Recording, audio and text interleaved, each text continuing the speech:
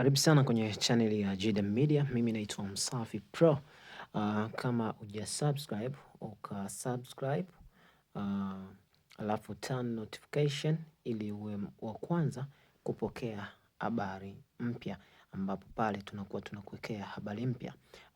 Moja kati ya stories sasa hivi ambayo ina trend, kuna hii video kama unavyocheki hapo, inaenda moja kwa moja kwenye vijumba vya Makaba huko Buguruni, Dar es Salaam.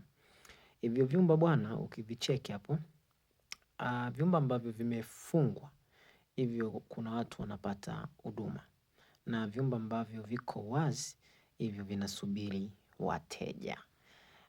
Unaona hapo?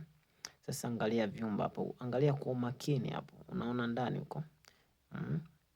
Angalia kwa umakini hapo, hivyo vyumba vinasubiri wateja. Nadhani unaona okay. Unaona huyo bidada amelala hapo, unacheki. Unaona huyo kalala mlangoni. Hivyo ni vyumba vingi kinoma noma yani. Na hiyo ni mitaa ya Buguruni au vipi? Unaona wateja wanazidi kupita.